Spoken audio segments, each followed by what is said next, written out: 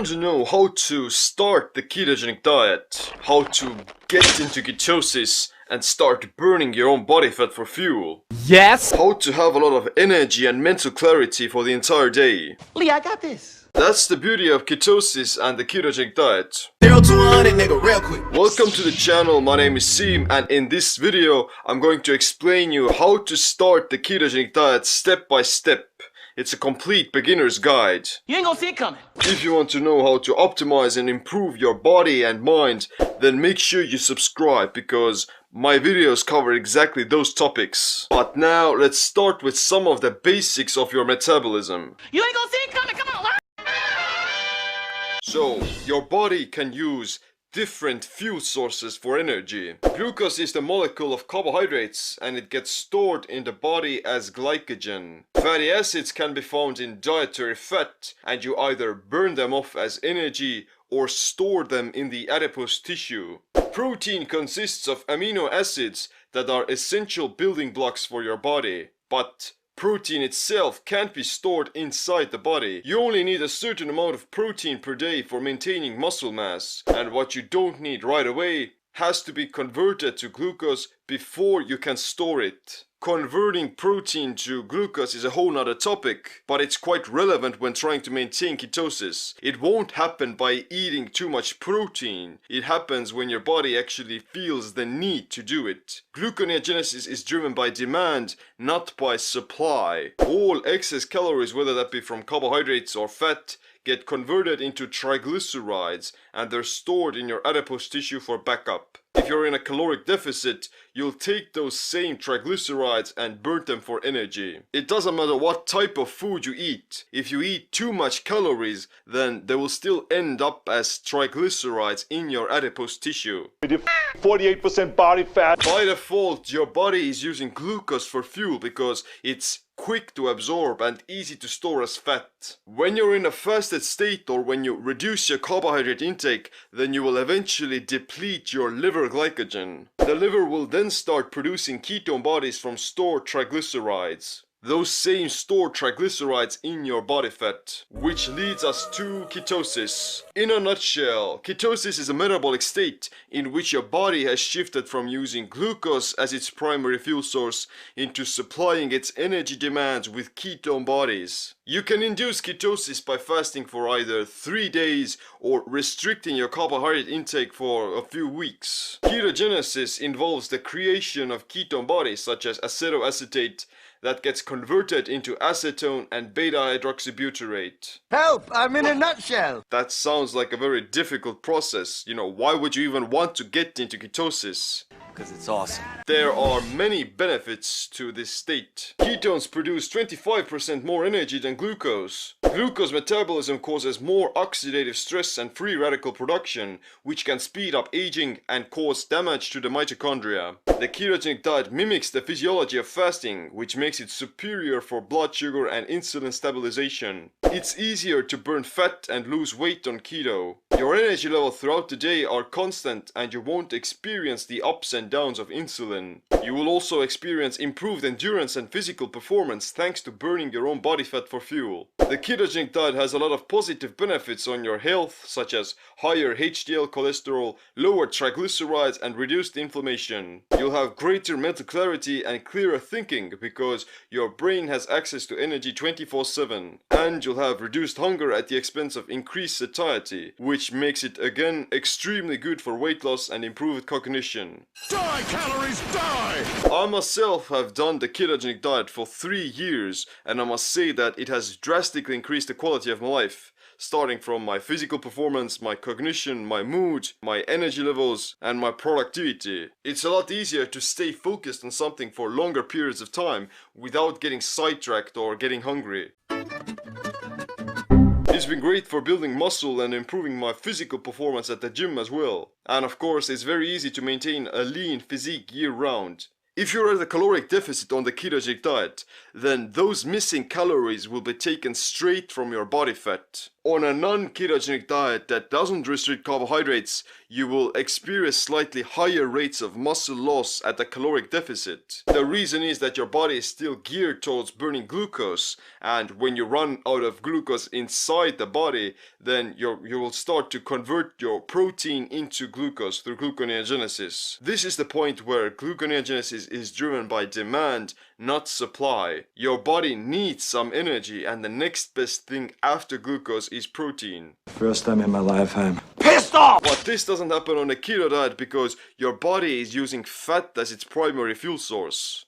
Wow, sounds amazing, right? But it might be too complicated for some people. Don't worry, it's not actually that hard. The foods eaten on a ketogenic diet may seem somewhat restrictive, but actually that positive restriction gives you a lot more freedom. They may take our lives, they'll never take our freedom! You eat only low-carb foods, green leafy vegetables, some meats, eggs, fish, chicken, a little bit of dairy, some nuts, and a lot of healthy fats like olive oil, butter, coconut oil, avocados, and seeds. You don't want to eat high-carb foods, grains, sugar, legumes, fruit, starchy tubers, potatoes, trans fats, vegetable oils, and processed meats. There are also some miscellaneous foods like bone broth, pickles, fermented foods, sauerkraut, and mustard.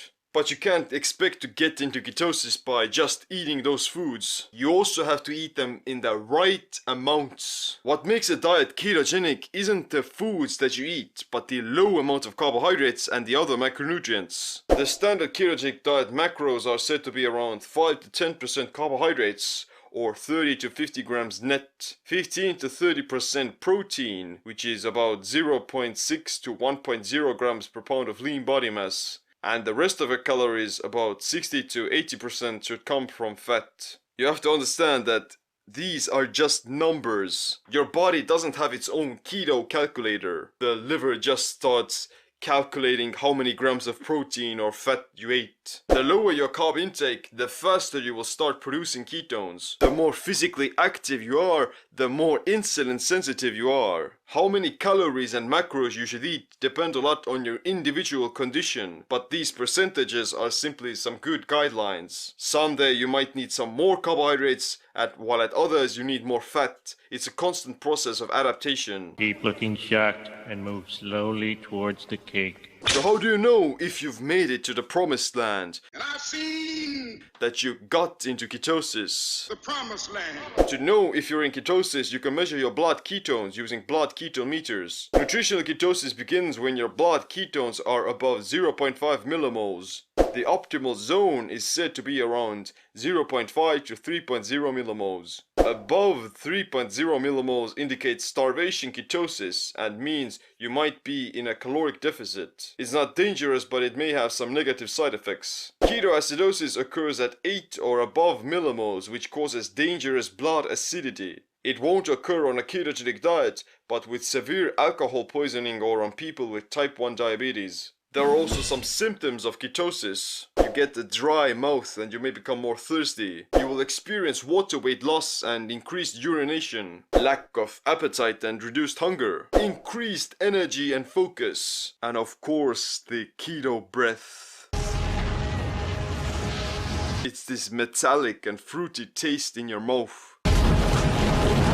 But it's not all sunshine and rainbows. You may also experience the keto flu. The keto flu is basically some withdrawal symptoms from carbohydrates. Headaches, dizziness, fatigue, lethargy, brain fog, and poor performance at the gym. Now wait a minute. What is this thing? I thought ketosis was amazing. What's going on here? I thought you just had energy all the time. All bullshit! Yes, it's true that the initial periods of keto adaptation can be quite difficult because your body is going through an energy crisis. Think about it, you're living in a modern world, you're used to eating several times per day, and you don't have the reference experience of using your own body fat for fuel. Evolutionarily, ketosis is our survival mechanism for going through periods of famine. But in the modern world, we rarely tap into our fat-burning pathways, which is one of the biggest reasons why you would want to do the ketogenic diet at least once to reignite these pathways in your metabolism. The reason you get the keto flu is that you're losing a lot of electrolytes. Add more sodium to your foods,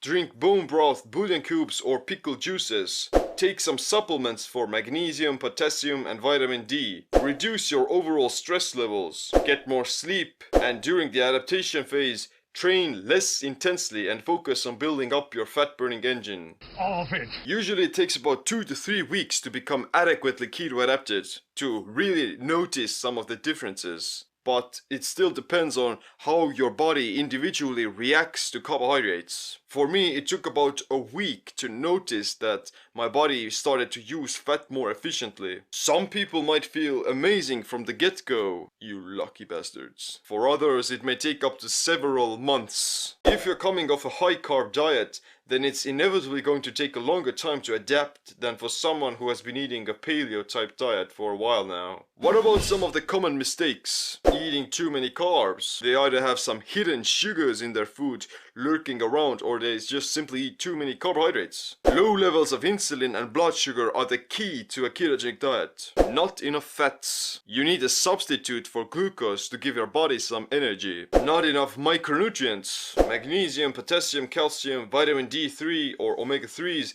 they are needed for successfully doing any diet. And one of the biggest mistakes is eating the wrong foods, like unhealthy fats, overcooking meats, or heating oils. Most importantly, you need a lot of patience and commitment to do the ketogenic diet as a long-term thing. The benefits of proper keto adaptation, they begin to emerge only after a few months. After years of doing the ketogenic diet, I still notice some new aspects to this ketosis thing. Like I can go for longer periods without food and my physical performance is still functioning as if I'm consuming carbohydrates. The longer you do the ketogenic diet, the better your body becomes at burning fat. That's why I highly encourage you to try it out at least once. And not only so that you could see how having constantly high levels of energy feels like, but to also engrave these fat burning pathways into your metabolism. 0 to 100, nigga, real quick. But if you want to get the step-by-step guide to starting the ketogenic diet, then I highly recommend you my Simple Keto video course. I'll leave a discount code in the description. But other than that, click the like, subscribe, notification bell as well like always. My name is Sim. Stay ketonic, stay empowered. Real quick. Whole squad on the real shit. 0 to 100, nigga, real quick. Real quick. Real fucking quick, nigga.